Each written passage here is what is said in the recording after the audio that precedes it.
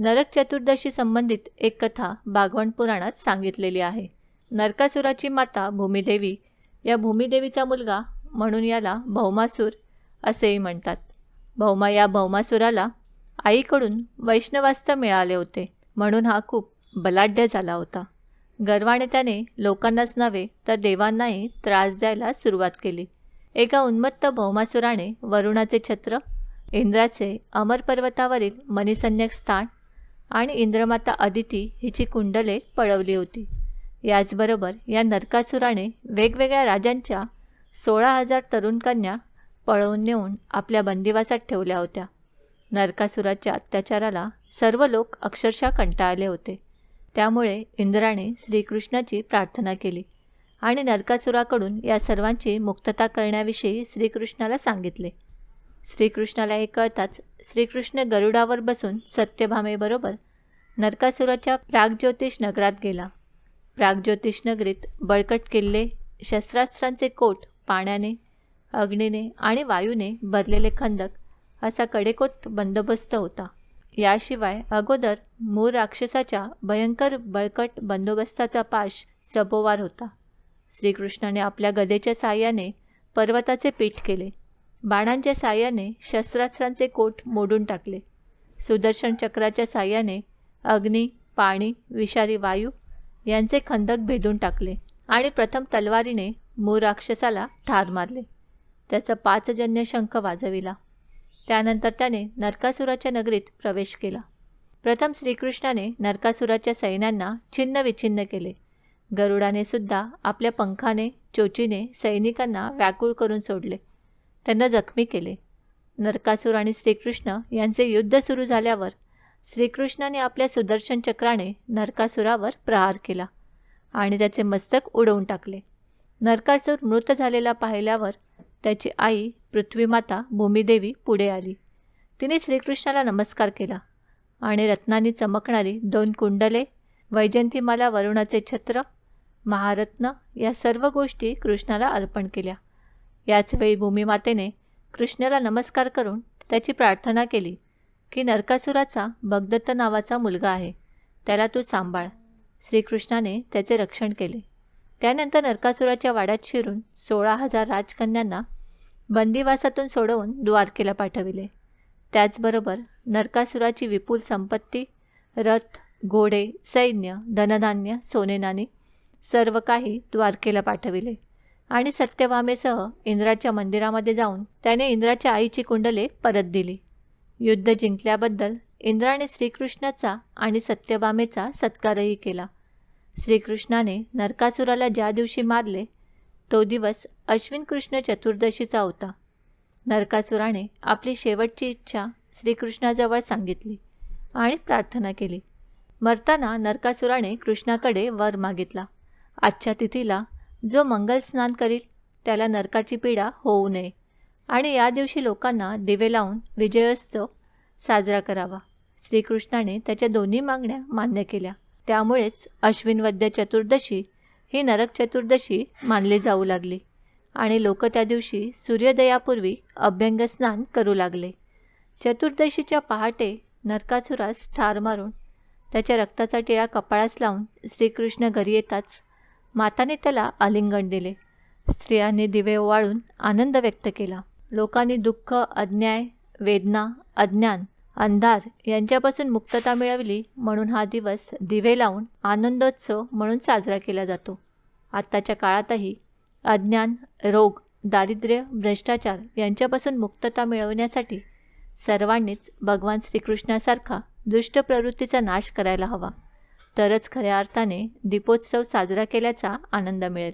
मित्रांनो, जसा श्रीकृष्णाने नरकासुराचा नाश केला त्याचप्रमाणे आपल्या जीवनातून दुःखाचा नाश हो हीच देवाकडे प्रार्थना. मित्रांनो, आज आपण श्रवण करणार आहोत सोमवती अमावस्येची कथा. एका सावकाराला 7 मुले आणि एकच मुलगी होती. एक ब्राह्मण अनेकदा त्यांच्या घरी भिक्षा मागण्यासाठी येत असे. जेव्हा जेव्हा सावकाराची मुलगी भिक्षा घेऊन यायची तेव्हा तो ब्राह्मण भिक्षा देण्यास नकार देत असे आणि तिला म्हणायचा की तुझ्या नशिबात चांगले भाग्य लिहिलेले नाही. हे ऐकून सावकाराची मुलगी दुःखी व्हायची. असे अनेक वेळा घडले.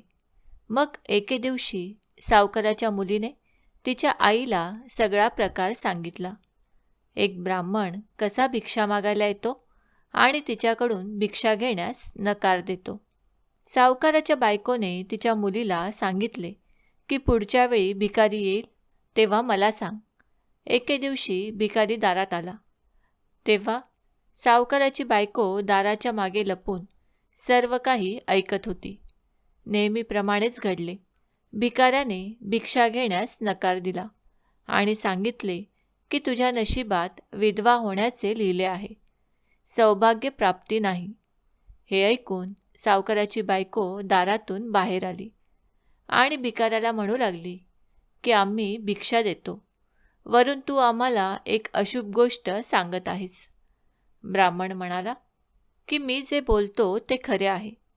तुझ्या मुलीच्या नशिबात सौभाग्यप्राप्ती लिहिलेली नाही.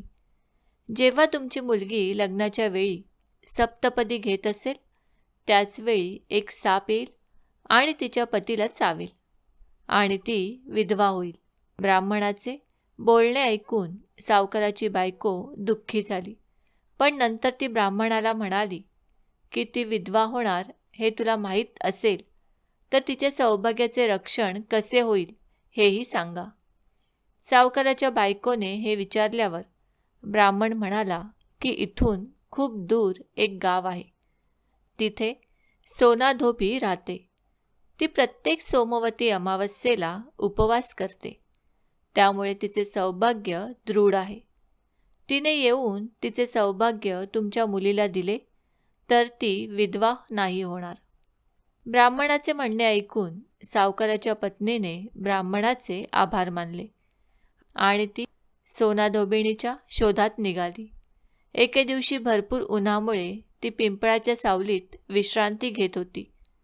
तेव्हा त्याने पाहिले की एक साप आला आणि गरुडाच्या पिल्लांना खाण्यासाठी त्या पिंपळाच्या झाडावर चढू लागला. सावकाराच्या पत्नीने सापाला मारून गरुडाच्या मुलांचे रक्षण केले. इतक्यात गरुडही तेथे आला आणि त्याने पाहिले की सर्वत्र रक्त पसरले आहे. गरुडाला वाटले की सावकाराच्या बायकोने आपल्या मुलांचे नुकसान केले आहे, म्हणून गरुडाने तिच्यावर हल्ला केला.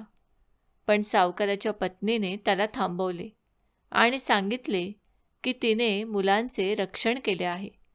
जेव्हा गरुडाला हे सत्य कळले तेव्हा तो म्हणाला की तुम्ही माझ्या मुलांचे रक्षण केले आहे, तर मला सांगा की मी तुम्हाला कशी मदत करू.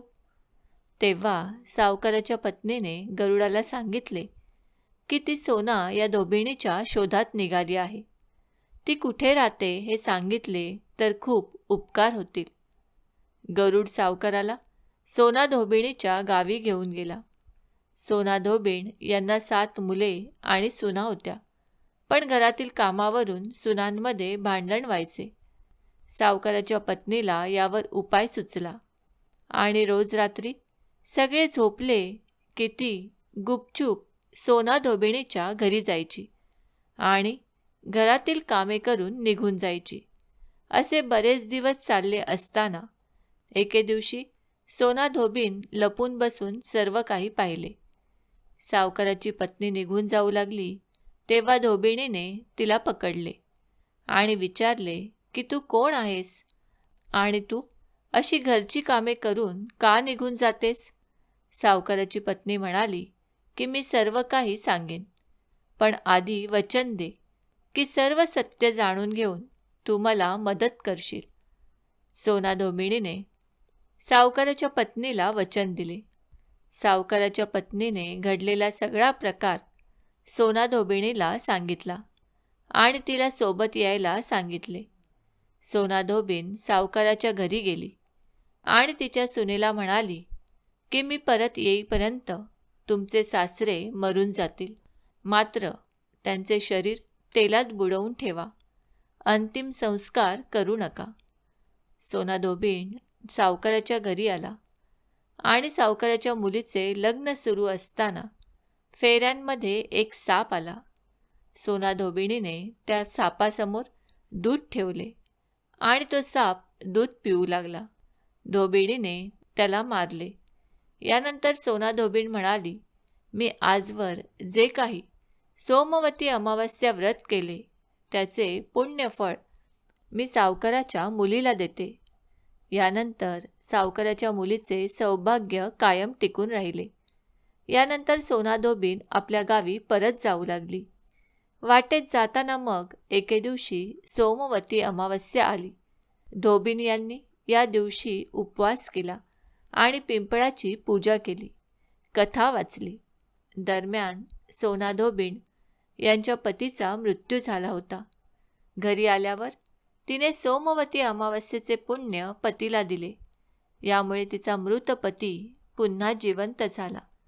जेव्हा लोकांनी सोना धोबीणला विचारले की तू तुझ्या मृत पतीला कसे जिवंत केलेस, तेव्हा तिने सांगितले की सोमवती अमावस्येच्या व्रताचा परिणाम झाल्यामुळे त्यांनी तिच्या पतीला जिवंत करण्यास मदत झाली.